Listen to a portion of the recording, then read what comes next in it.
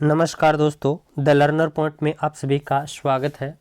दोस्तों अपन कर रहे थे एसएसटी की यूनिट नंबर 3। उसमें दोस्तों अपन 2 टॉपिक कर चुके हैं। आज अपन तीसरा टॉपिक करेंगे, भारतीय राज्यों के प्रति ब्रिटिश नीति व भारतीय अर्थव्यवस्था पर ब्रिटिश प्रभाव। वैसे तो ये 2 टॉपिक है लेकिन कंबाइंड कर रहे हैं इन दोनों टॉपिकों को। इसके बाद दोस्तों 3 टॉपिक और रहेंगे इस यूनिट के, भारतीय राष्ट्रीय आंदोलन, 1857 की क्रांति और पुनर्जागरण एवं सामाजिक सुधार। उसके 3 वीडियो आएंगे दोस्तों, तो वो अपन बाद में करेंगे। तो चलिए, पहला प्रश्न आप सबके सामने स्क्रीन के ऊपर ये रहा। प्रश्न ये है कि भारतीय राज्यों के प्रति हड़प नीति लागू करने वाला गवर्नर जनरल कौन था। बहुत अच्छा प्रश्न है दोस्तों, बहुत बार एग्जाम में ये पूछा गया है। Lord Wellesley, Lord Dalhousie, Lord Cornwallis, Warren Hastings. तो देखिए दोस्तों, हड़प नीति, राज्य हड़प नीति लागू करने वाला गवर्नर जनरल कौन था, तो लॉर्ड डलहौजी था। करेक्ट आंसर हो जाएगा लॉर्ड डलहौजी ब। सहायक संधि के तहत राज्यों को अपने अधीन करने वाला गवर्नर जनरल था लॉर्ड वेलेस्ली। तो सहायक संधि आ जाए तो वेलेस्ली। राज्य हड़प नीति, डायरेक्टिव ऑफ लैप्स, तो ये था लॉर्ड डलहौजी। अगला प्रश्न देखिए आपके सामने स्क्रीन के ऊपर यह रहा। प्रश्न ये है, डलहौजी की व्यक्तिगत नीति के, अब इसके कई नाम है, लॉर्ड डलहौजी की व्यक्तिगत नीति यानी राज्य हड़प नीति के तहत सर्वप्रथम किस राज्य का विलय किया गया। संबलपुर, सतारा, झांसी या नागपुर। तो इसकी एक ट्रिक है दोस्तों, सजे सब उझाना। तो सबसे पहले किसको हड़पा था, तो संतारा को। ब वाला ऑप्शन है वो करेक्ट हो जाएगा। अगला प्रश्न देखिए आपके सामने स्क्रीन के ऊपर ये रहा। प्रश्न ये है कि लॉर्ड डलहौजी ने किस रियासत को कुशासन एवं भ्रष्टाचार का आरोप लगाकर अपने राज्य में मिलाया था। अवध, जैतपुर, झांसी या संबलपुर। तो इसका करेक्ट आंसर हो जाएगा अवध को। कुशासन का आरोप लगाकर किस राज्य को हड़पा था, तो अवध को हड़पा था। अगला क्वेश्चन देखिए आपके सामने स्क्रीन के ऊपर ये रहा। प्रश्न ये है कि सर्वप्रथम सहायक संधि किस रियासत के साथ हुई। सहायक संधि किस रियासत के साथ हुई सर्वप्रथम, और सहायक संधि वेलेस्ली, याद रखना। अवध, हैदराबाद, मैसूर या तंजौर। तो इसका करेक्ट आंसर हो जाएगा हैदराबाद। इसकी भी ट्रिक है दोस्तों, मेरे कन्फर्म तो याद नहीं है, फिर भी आपको बता देता हूँ। HTMAM लास्ट में थोड़ी सी और है दोस्तों, पूरी याद नहीं है मेरे। अगला क्वेश्चन देखिए आपके सामने स्क्रीन के ऊपर ये रहा। प्रश्न ये है, सहायक संधि की प्रथा का श्रेय किसे जाता है। सहायक संधि की प्रथा का श्रेय किसे जाता है। Lord Dalhousie, Warren Hastings, Lord Wellesley या लॉर्ड कॉर्नवालिस। तो इसका करेक्ट आंसर हो जाएगा लॉर्ड वेलेस्ली। अगला क्वेश्चन देखिए आपके सामने स्क्रीन के ऊपर ये रहा। क्वेश्चन ये है कि निम्न में से कौन सा कथन बक्सर के युद्ध के संबंध में असत्य है। ध्यान रखना, असत्य है। बक्सर का युद्ध 22 अक्टूबर 1764 को हुआ। इस युद्ध में मुगल बादशाह शाह आलम द्वितीय ने अंग्रेजों का साथ दिया। अवध के नवाब सिराजुद्दौला ने मीर कासिम का साथ दिया। इसमें अंग्रेजों की जीत हुई थी। तो असत्य कौन सा है, ब वाला है वो असत्य है। बक्सर का युद्ध 22 अक्टूबर 1764 का हुआ, सही है। इस अवध के नवाब सिराजुद्दौला ने मीर कासिम का साथ दिया, ये सही है। इसमें अंग्रेजों की विजय हुई, ये भी सही है। अगला क्वेश्चन देखिए आपके सामने स्क्रीन के ऊपर ये रहा। क्वेश्चन ये है, ईस्ट इंडिया कंपनी की शुरुआत कब हुई। ईस्ट इंडिया कंपनी की शुरुआत कब हुई। 1598, 1600 ईस्वी, 1604 या 1615। तो इसका राइट आंसर हो जाएगा 1600 ईस्वी। EIC की शुरुआत कब हुई थी, 1600 ईस्वी। नेक्स्ट क्वेश्चन देखिए आपके सामने स्क्रीन के ऊपर ये रहा। क्वेश्चन ये है, प्लासी के युद्ध के बाद अंग्रेजों ने बंगाल का नवाब किसे बनाया था। प्लासी के युद्ध के बाद अंग्रेजों ने बंगाल का नवाब किसे बनाया था। शुजाउद्दौला, मीर जाफर, मीर कासिम या सिराजुद्दौला। तो इसका राइट आंसर क्या हो जाएगा, मीर जाफर। अगला क्वेश्चन देखिए आपके सामने स्क्रीन के ऊपर ये रहा। क्वेश्चन ये है, इंग्लैंड की पार्लियामेंट में कुछ खास कपड़ों को छोड़कर बाकी के इस्तेमाल पर किस वर्ष पूरी तरह से रोक लगा दी थी? 1674, 1700, 1754 या 1516? तो इसका राइट आंसर हो जाएगा 1700 ईस्वी। अगला क्वेश्चन देखिए आपके सामने स्क्रीन के ऊपर ये रहा। क्वेश्चन ये है कि मुगल सम्राट फर्रुखशियर ने अंग्रेज कंपनी को बिना चुंगी दिए संपूर्ण भारत में व्यापार करने का अधिकार किस वर्ष दिया था? 1700, 1717, 1775 या 1776? तो इसका राइट आंसर हो जाएगा 1717 ईस्वी। अगला क्वेश्चन देखिए आपके सामने स्क्रीन के ऊपर ये रहा। क्वेश्चन ये है कि संपत्ति की निकासी का सर्वप्रथम विरोध करने वाले भारतीय कौन थे? महात्मा गांधी, सरदार वल्लभ भाई पटेल, दादा भाई नौरोजी, गोपाल कृष्ण गोखले? तो इसका राइट आंसर हो जाएगा दादा भाई नौरोजी। अगला प्रश्न देखिए आपके सामने स्क्रीन के ऊपर ये रहा। किस गवर्नर जनरल ने पेशवा पद समाप्त किया था? किस गवर्नर जनरल ने पेशवा पद समाप्त किया था? Lord Wellesley, Lord Cornwallis, Lord Dalhousie, Lord Hastings? तो इसका राइट आंसर हो जाएगा लॉर्ड हेस्टिंग्स। अगला क्वेश्चन देखिए, फ्लासी का युद्ध कब हुआ? 20 जून 1757, 23 जून 1757, 23 जून 1764 या 20 जून 1764? तो इसका राइट आंसर क्या हो जाएगा दोस्तों?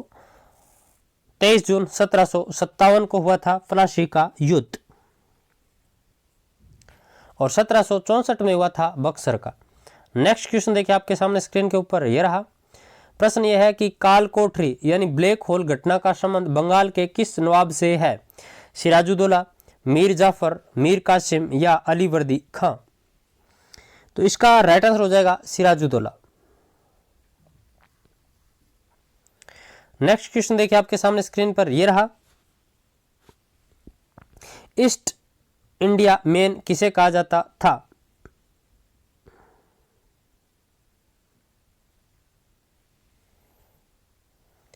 तो इसका राइट आंसर हो जाएगा ए वाला ऑप्शन। भारत के साथ व्यापार करने के लिए अंग्रेजों द्वारा इस्तेमाल किए गए बड़े जहाज ईस्ट इंडिया मैन कहलाते थे। अगला क्वेश्चन देखिए, अवध का अंतिम नवाब कौन था जिसके कार्यकाल में कुशासन का आरोप लगाकर अवध को अंग्रेजी राज्य में मिला दिया गया था? अवध का अंतिम नवाब कौन था जिसके कार्यकाल में कुशासन का आरोप लगाकर अवध को अंग्रेजी साम्राज्य में मिला दिया गया था? मीर जाफर, सिराजुद्दौला, वाजिद अली शाह या मीर कासिम?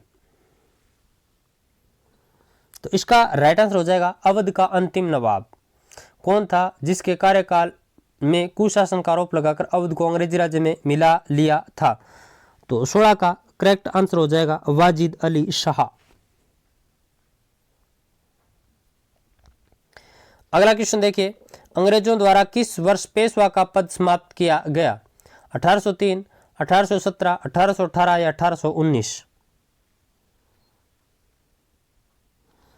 तो 1818।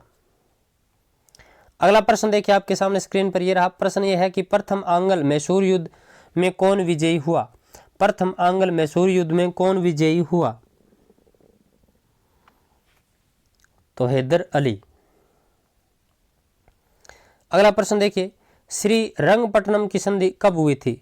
1784, 1790, 1792 या 1799? तो श्री रंगपट्टनम की संधि कब हुई? तो 1792 में हुई थी श्री रंगपट्टनम की संधि। अगला क्वेश्चन देखिए आपके सामने स्क्रीन पर यह रहा। क्वेश्चन यह है कि निम्न में से किस संधि के द्वारा प्रथम आंग्ल मराठा युद्ध समाप्त हुआ? निम्न में से किस संधि के द्वारा प्रथम आंग्ल मराठा युद्ध समाप्त हुआ? पुरंदर की संधि, देवगांव की संधि, सूरतगांव की संधि, सालबाई की संधि? तो इसका राइट आंसर हो जाएगा सालबाई की संधि। अगला प्रश्न देखिए, बंगाल में ईस्ट इंडिया कंपनी को 1717 में किस मुगल शासक द्वारा विशेष विदाई दी गई? जहांगीर, शाह आलम, बहादुर शाह या फरूख शेर? तो फरूख शेर। अगला प्रश्न देखिए आपके सामने स्क्रीन पर यह रहा।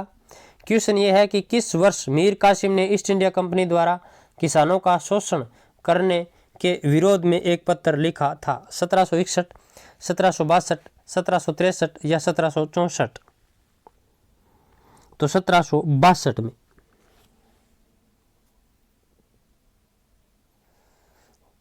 तो मीर कासिम ने ईस्ट इंडिया कंपनी द्वारा किसानों का शोषण करने के विरोध में एक पत्र 1762 में लिखा था। अगला क्वेश्चन, 18वीं शताब्दी के अंत में अंग्रेजी कंपनी का दुष्प्रभाव किस राज्य के उद्योग पर पड़ा? मुंबई, राजस्थान, बंगाल या सिंध प्रांत? तो इसका राइट आंसर हो जाएगा बंगाल। अगला प्रश्न देखिए आपके सामने स्क्रीन पर यह रहा। नेटिव स्टेट ऑफ इंडिया का रचयिता कौन है? नेटिव स्टेट ऑफ इंडिया का रचयिता कौन है? K M. Panikkar, V Smith, Lee Warner, W Hunter? तो चॉइस का राइट आंसर क्या हो जाएगा? Lee Warner. अगला प्रश्न देखिए, British policy towards Indian state का लेखक कौन है? R C. Dutt, K M. Panikkar, R P. Dutt, Gopal Krishna Gokhale? तो इसका राइट आंसर हो जाएगा के.एम. पणिकर। अगला प्रश्न देखिए आपके सामने स्क्रीन पर यह रहा। निम्न में से कौन सा युग्म असुमेलित है? निम्न में से कौन सा युग्म असुमेलित है? हड़प नीति के शिकार राज्य? तो देखिए इधर वर्ष दे रखा है, इधर हड़प नीति के शिकार राज्य। तो सजे सब बुझाना ट्रिक थी दोस्तों। संतारा, जेतपुर, संबलपुर, बाघाट, उदयपुर, ये इसी तरह से ट्रिक में जुड़ जाते हैं। तो देखिए संतारा 1848, जेतपुर व संबलपुर 1849, बाघाट 1850, उदयपुर ये मध्य प्रदेश वाला 1851। असुमेलित कौन सा है? तो ये उदयपुर मध्य प्रदेश वाला दोस्तों 1851 नहीं, ये 1852, बाकी सारे सुमेलित है।